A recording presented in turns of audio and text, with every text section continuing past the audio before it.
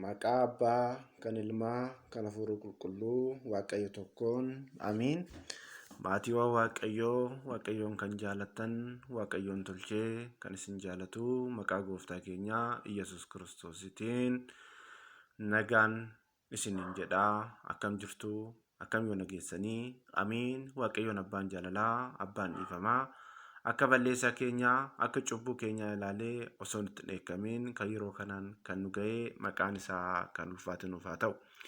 Obboleewwan koo biyya keessas biyya alaas warri jirtan keessattuu amantaa Ortodoksii warri hordoftan yeroon kun yeroo itti harka keenya yeroo Waaqayyootti bal'ifnee wantoota dhufe kana, wantoota hamaa kana, wantoota ilmoo namaa balleessuudhaaf dhufe kana ofirraa itti deebifnu waan ta'eef hundi keenya iyyuu biyya keessas biyya alaas warri jirru Waaqayyootti akka boonyu, Waaqayyo immoo waan hundaafuyyuu deebii akka qabu amannee kiristaanota jidduutti ololli akka hin oofamne, yoo kiristaanota jidduutti waldhabdeenis yoo jiraate waldhabdee maatii ta'uu beeknee, maatiin immoo yoo wal loles yoo walitti bu'es mariidhaan akka furu beeknee warreen jibbiinsa facaafnu kiristaanota jidduutti walitti bu'iinsi akka uumamu, wal shakkiin akka uumamu warroonni taasiftan maqaa Gooftaa keenyaa Iyyasuus Kiristoositiin isin gaafadhaa. Yeroo ammaa kana waan kana akka dhaabdan isinan kadhadha. Kiristaanummaan miiranii miti. Namoonni baay'een kiristaanummaa kan itti hubachaa jiru miiraniidha. Miirota keenyaanidha. Miiraan namni deemu immoo garuu amantii argachuudhaan Waaqayyootti dhiyaachuu hin danda'u. Keessa keenyatti deebinee yaaduu qabna. Keessa keenyatti gaafa deebinee immoo yaadne miidhamuun obboleessa keetii, miidhamuun obboleettii keetii sitti dhaga'ama, nutti dhaga'amaa jechuudha. Kanaaf yaa obboleewwan koo yeroo ammaa wantoonni nuti yaadnu ol wantoonni ta'aa jiran baay'ee argaa jirra. Namoonni baay'eenis dhiphachaa jiru. Namoonni baay'eenis rakkoo keessa jiru. Akkuma beekamu namoonni baay'een hedduun isaanii dhiigni isaanii dhangala'ee jira. Namoonni baay'een boqotanii jiru. Waaqayyoon lubbuu isaaniitiif iddoo qulqullootaa nuuf haa dhaabu. Kanaaf walitti bu'iinsi amma uumamu kun amantaallee jennee ta'u afaan guunnee haasa'uu baannu miidhaan kiristaanotarra akka gahaa jiru afaan guunnee ni dubbanna jechuudha. Miidhaan kiristaanotarra gahu kutaalee adda addaatti qoonnee ilaaluu hin dandeenyu. Miidhaan tokko miidhaa ajjeechati. Ajjeechaan kiristaanotarra gahaa jira, eeyyeen gahaa jira. Lammaffaan immoo xinsammuudha. Namni xinsammuudhaan miidhame baay'ee rakkisaadha. Xinsammuudhaan miidhamaa jira. Kiristaanonni iddoon isaan itti lakkoofsi isaanii itti xiqqaatutti kiristaanonni yeroo ammaa sodaachaa jiru, dhiphachaa jiru jechuudha. Sadaffaan qabeenya isaanii waggoota baay'ee waggaa 50, 40 hojjetan dafqaa isaaniitiin fidan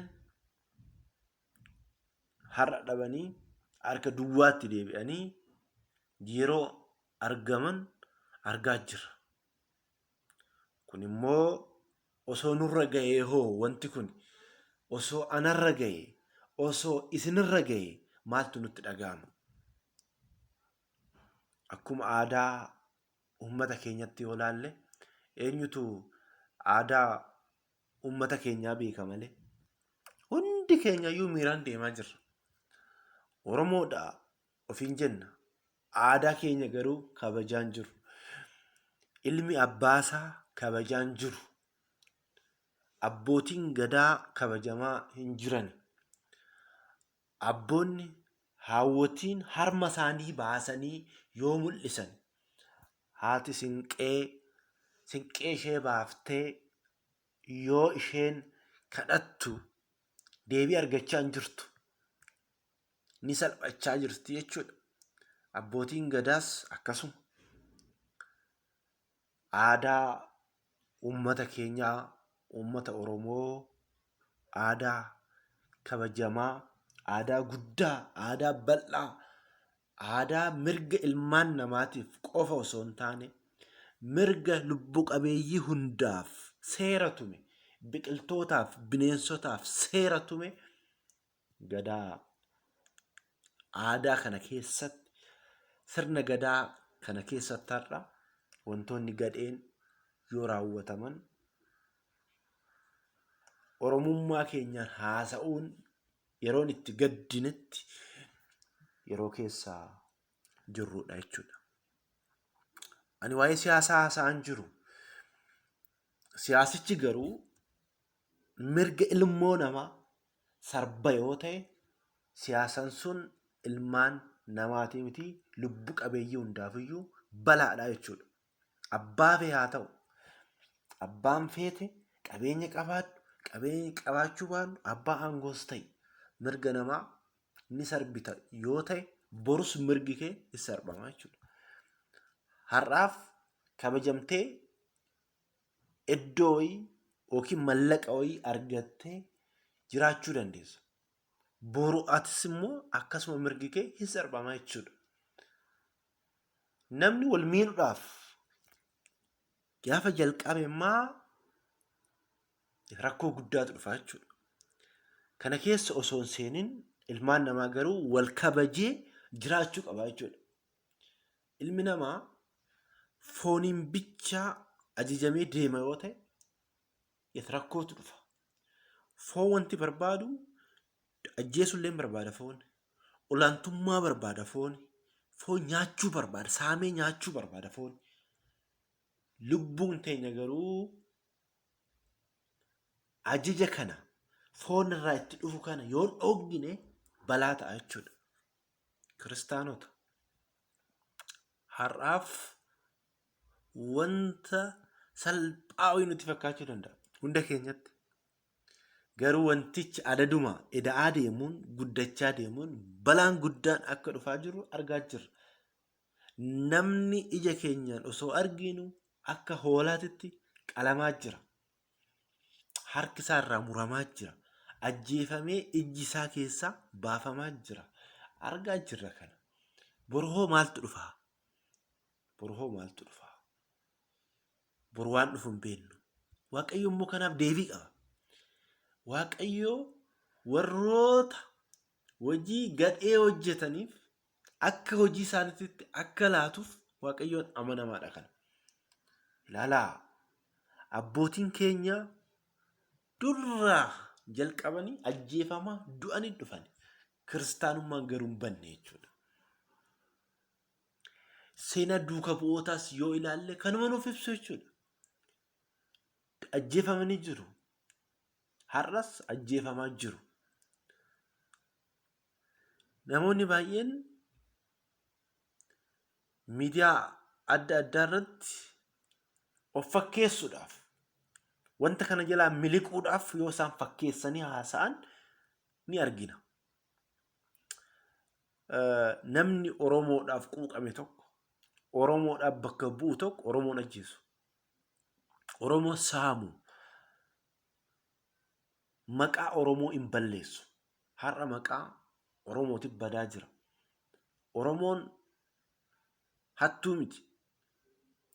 Oromoon maqaa ofii eeggata. Qaamni Oromoo miidhu tokko yoo jiraatame deemi nurraa. Oromoo miiteerta. Oromoo akkana gooteerta. Abbootiin gadaa hin jiru. Abbootiin gadaa waamamanii kunoo ebeluun akkana nu godheera. waan akkanaa dubbate Oromoo sarphee jedhama. Har'a mee nuti Oromummaa keenya iyyuu eenyu akka bakka nuu bu'u wallaalleerra nuti. Har'a warri paartiiwwan Oromoo bakka buuna jedhan yoom isaan filanne nuti? Yoom isaan filanne? Namni qaamaan ati bakka nuu bu'i jennee harka keenya filanneerra hin jiru.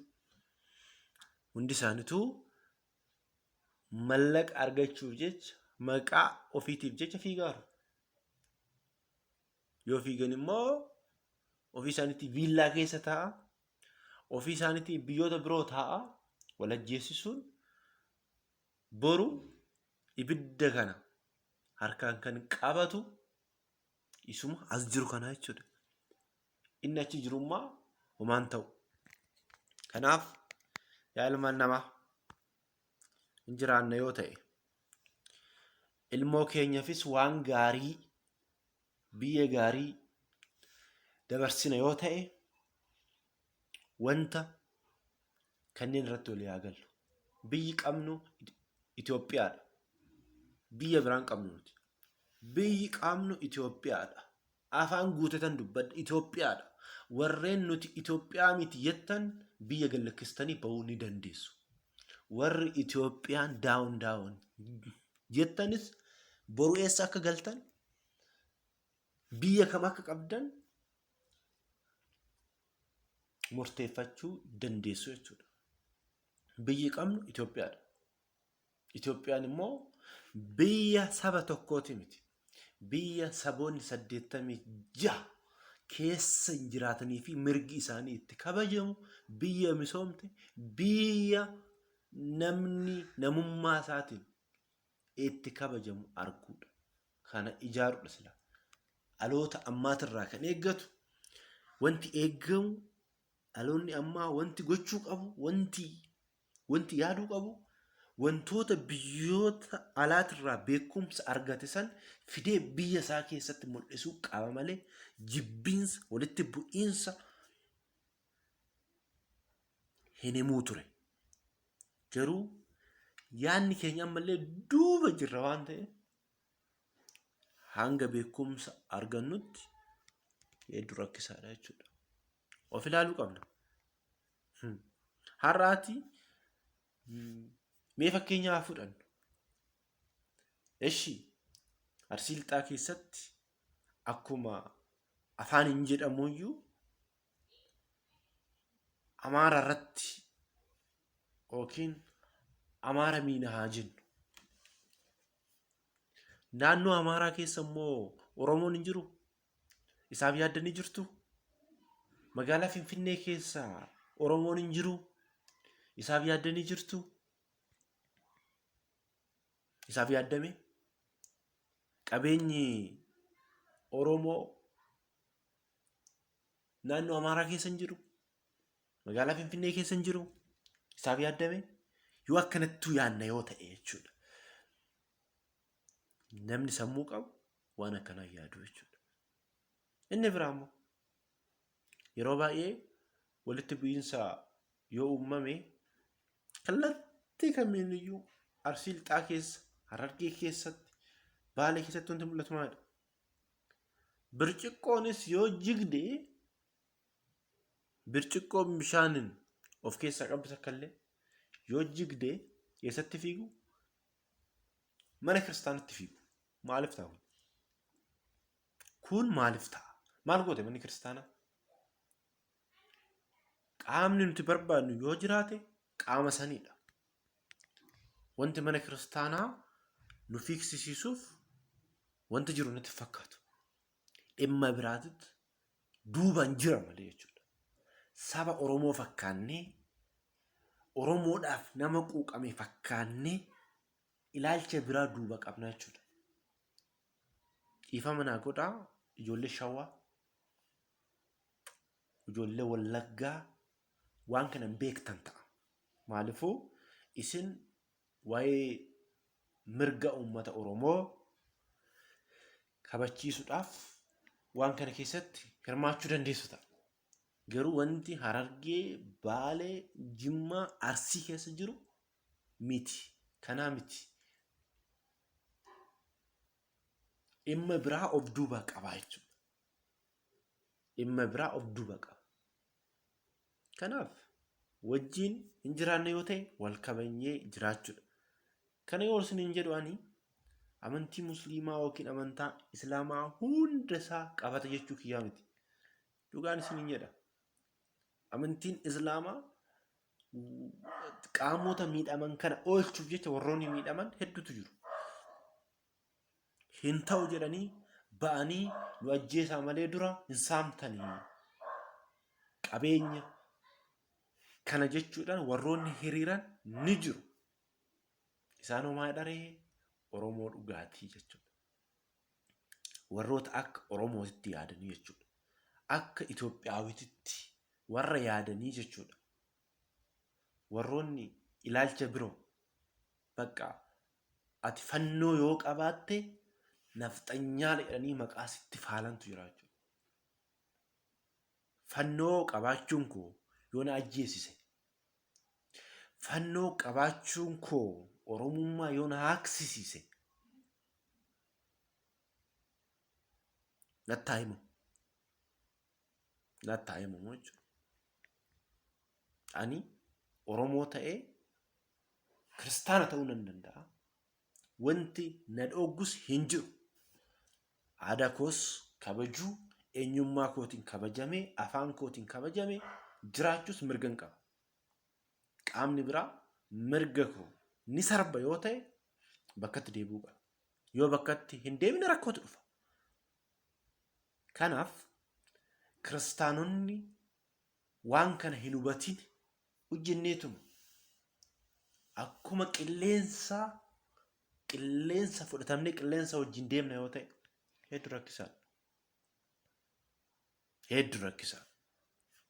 Inni biraa waan tokko isiniif haa kaasu fakkeenya wayii. Bishaan adeemsa isaa nuti booyii qonnee booyii keessa akka yaa'u taasisuu hin dandeenya. Kana yoon goone garuu erga bishaanichi sun erga dhufeen booda, bishaanichi sun erga dhangala'een booda waan san goona gaafa jenne rakkisaadha. Kanaaf jalqabuma yeruma bishaan hin dhufa jedhee yookiin roobni roobaa osoo hin roobiin booyiin qotuunis yeroo sanii jechuudha. Yeroo san bishaanicha nuti gara barbaannetti ni jallisnaa jechuudha. Erga bishaan dhangala'een booda waan san gochuun humna keenyaa ol waan ta'uuf hedduu rakkisaa ta'a jechuudha. Kana jechuun maaliifan barbaade? Har'a nuti nageenyaan jiraanna jennee warroonni yaannu waan kana afootti baanee bakka nama ajjeesu, nama saamuun haa dhaabatu. Mootummaa mormuu dandeessu mirga sun. Yoo danda'e mootummaan ofirraa dhooguu danda'a, yoo barbaade dhiisuu danda'a. Sun hojii siyaasaati. Har'a nuti waa'ee hojii namummaa taasa'aa jirra. Namummaati. Kun immoo amantaadha jechuudha. Namummaa taasisaa. Kanaaf wal kabajnee yoo jiraanne wajjin jiraachuudha. Ayi lakki jedhamu akkuma weellisaan jedhe san guyyaa maan jalqabnee halkan maa jalqabdee wanti jedhe san ta'a jechuudha. Dhoksaadhaan hanga ta'u Oromoodhaaf quuqamne jennee Oromummaa keessa dhokannee hojii kanatti hanga seennu kallattiidhaan kaayoon keenya akkana jennee hojiitti bahudha. Gaafa san gootummaan keenyas, ilaalchi keenyas, kaayoon keenyas galma nuu ga'uu danda'a ta'a. Oromummaa keessa garuu dhokfannee Oromoo fakkaannee deemuun nun baasu jechuudha. Nu gaama bakka. Oromoodhaaf quuqamne yoo ta'e paartileen siyaasaa kamiyyuu hin beeknu nuti. Paartilee siyaasaa uummanni Oromoo filate hin jiru. Of shuumte hundi ishiitiyyuu. ofii isheetiif of shuumtee Oromoo bakka buune jettee malee kan Oromoon ofii isaatii filatee hin jiru. Qotee bulaa deematoo gaafadha. Paartileen Oromoo bakka bu'an meeqa osoo jetteen hin beeku. Eenyu akka ta'aniyyuu. Kanaaf kan nurraa barbaachisu ergaan waliigalaa ani har'a isiniif ergu namni sammuu qabu, namni yaadu, namni hubatu ilaalcha koo kana micciiruu osoo hin taane waan biraatitti jijjiiruu osoo hin taane kallattii sirriitiin wal kabajnee wajjin jiraannadha bakka. Dhiigni obboleessa koo obboleettii koo dhangala'aa wajjin jiraanne jechuun wal sobuu taate jechuudha. Mana hundaa ibiddi jira. Mana hundaa albeen jira. Mana hundaa kilaashiin jira. Garuu obsa qabaachuun immoo waa hunda dursa. Kanaaf kitaabni qulqulluun bitaa yoo si rukute mirga itti garagalchi wanti jedhuuf jechuudha. Kanaaf wantoota olola bichaa fudhannee deemuu osoo hin taane kana duras baay'een barreessaa ture. Baay'een jechaa ture. Tokkummaan kiristaanotaa kiristaanonni tokkummaa qabaachuun kiristaanonni walitti dhufee walii galuun walitti dhufee waliin mari'achuun wanta guddaadha. Keenya kanaadha. Kan mana beeta kiristaanaa keessa jiranis nyaattota malaammaltoota warroota sanyummaadhaan guutamte hunda ishii beekna. Qaama biraatitti miti harka qabuun barbaachisu. Numa keessa jira hattuun. Numa keessa jira warroonni nyaata bare. Har'a isaan osoo uummata kana jaalalaan ofitti qabanii obboleewwan keenya dhiigni isaanii akkanatti hin dhangala'uu ture. Manni amantaa bakka adda addaatti hin gubatuu ture. Har'as of fakkeessanii warroonni miidiyaa adda addaatiin haasa'aa jiran jiru. Kana gochuu osoo hin taane tokkummaan kiristaanotaa kan dhufu nuti hundi keenya mana kiristaanaa keessatti qooda tokko qabna wal qixa jennee afaan tokkoon yoo dubbanne qofaadha. Kana yoo hin taane ammas rakkisaadha. Ammas rakkisaadha. Kanaaf manni amantaa bakka hundaa jirtu ijoollee ishee walitti sabasabde mari'achuu qabdi amma.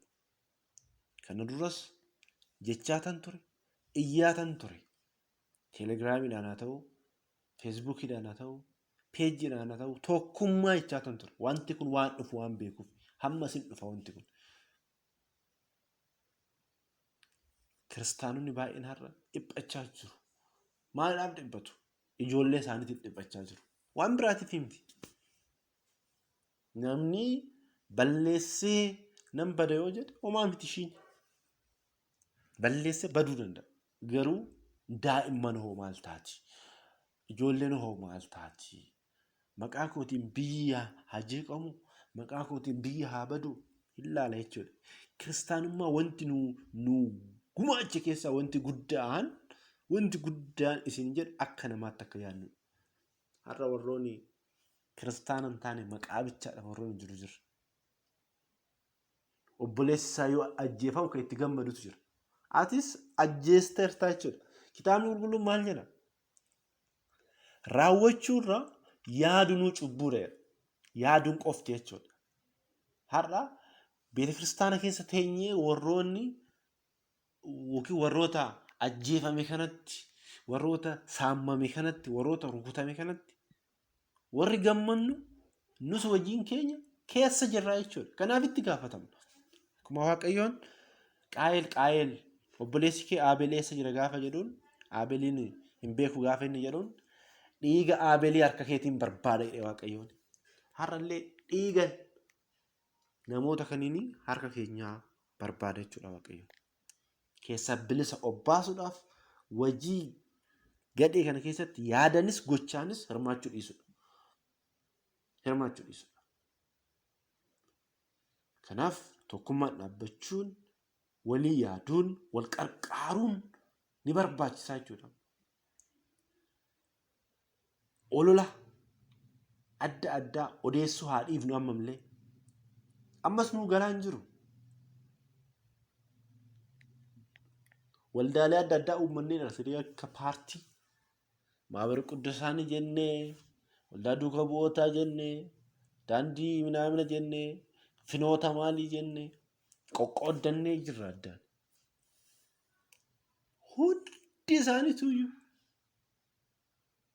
Hundi isaaniituyyuu amantaaf jenneeti miti, mallaqaaf jenneeti. Odoo mallaqaaf ta'emmaa dhiifama odoo amantaadhaaf quuqamna ta'emmaa amantaan maal jedha? Obboleessa kee akka of jaalatutti jaaladhu jedha. Akka of jaalatutti jaalachaa jirra nuti. Kiristaanota jidduutti maaltu uumamaa jira? Ati Amaaraadha, ati Oromoodha, ati kanaadha jechaan jiru, jechaa jirra. Maaltu kana keessa nu galche? Namni mee buru gaafa addunyaa kanarraa boqannu Amaara jenneetii miti mootummaa Waaqayyoo kan naallu, Oromoo jenneetii miti mootummaa Waaqayyoo kan naallu, hojii gaarii hojjetteertaadha. Yaa obboleewwan koo, dhiifama yoo natti muufattanillee wanti amma adeemamaa jiru waan rakkisaa waan ta'eef, kanaaf tokkummaa qabaachuun, walii yaaduun, wal qarqaaruun, nama ta'uu isaatiin kabajuu qabna. Musliima waan ta'eef, Oromoo waan ta'eef, Amaara waan ta'eef san keessaa bahuu qabna. Nama waan ta'eef namni kabajamuu qaba. Qabeenyi namaa tuqamuu hin qabu. Qabeenyi namaa saamamuu hin qabu. Namni ajjeefamuu hin qabu. Namni qalamuu hin qabu. Maaliif qalama namni? Maaliif ajjeefama namni? Kana haa yaannu meetti. Namni sammuu qabnu seenaa darbe saffinnee har'a dhaloota ammaa faaluu hin qabnu. Hayyuu miti warroonni akkana, warroota sammuuni doofaati warroonni waan dabre waan san silaa namni fidee seenaati yoo ta'e seenaa gaarii akka gaariitti, seenaa gadheetti akka gadheetti irraa barachuu qabna malee seenaan taane seenaa maddi isaan beekamne finnee uummata walitti buusuun hojii doofaati, hojii warroota wallaaltotaati. Warroonni isaan maal rakkatan biyyoota biroo taa'u, nuti immoo asitti wal fidnaa jechuudha. Kanaaf jaalala haa qaban. Biyya keenya Itoophiyaa baraaruudhaaf, oolchuudhaaf yoo barbaanne tokkummaan barbaachisaadha. Namni hojii gadhee baatee deemu erguyyuu hin gahu. Har'aaf fakkaata. Har'aaf waa saamuu danda'a, akkas gochuu danda'a. Erguu hin gahu. Dhugaan isin jedha, erguu hin gahu. Ni kufa. Uummanni gaafa hubatu immoo qilleensa irratti hafaa jechuudha. Argaa jirra ammallee. Kanaaf tokkummaa haa qabaannu, wal haa jaalannu, wal faana haa taanu, ilaalcha gaarii waliif haa kabajnu, wal haa kabajnu, aadaa walii haa kabajnu, eenyummaa walii haa kabajnu. Mana amantaa keenya immoo haa eegnu. Qaamni kamuyyuu karaa amantaatiin yoo dhufa ta'e lakkii jechuu qabna. Dhaabbadhu jechuu qabna. Amantaa kamiyyuu masgiidni maa tuqama? Beeta kiristaanni maaliif tuqama? Bakka namni amantaa fi haa hordofu mirga isaati sun. Qabeenya illee bakka fe'ee deemee jiraachuu ni danda'a. Mirga isaati sun. Qabeenya ebeluu gubii, qabeenya ebeluu dhisii hin ta'u ammaan booda. Bakka hin ta'u.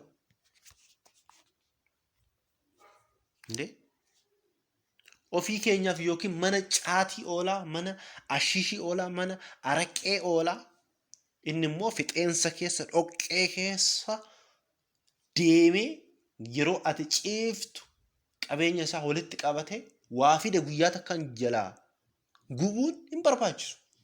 Wajjadhu atillee Waaqayyoon harka sii kenneera, miila sii kenneera, sammuu sii kenneera. Wajjadhu. bakka gaafa hojjette immoo qabeenyi keetillee maaliif tuqamu? Har'a warroonni kana godhan hattoota warroota mana caatii oolu, araqee jala oolu, biiraa jala ooludha. Namni garuu sammuu yaadu, namni boru iddoo kanan gaa jedhu, namni barate wajjii gadhee kana hin raawwatu. Kanaaf kiristaanotas haa taanu namoonni amantaa biroo keessas jiru of haa ilaallu.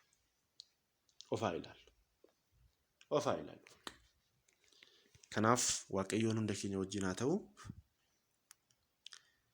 Yaada kana akkanaa hubattan abdiin qaba. Abbaan feete paartii feete hordofi. Mootummaas yoo dandeeche fonqolchi deemi. Garuu kiristaanota ajjeesuu, beeta kiristaana gubuun ni balaaleffanna.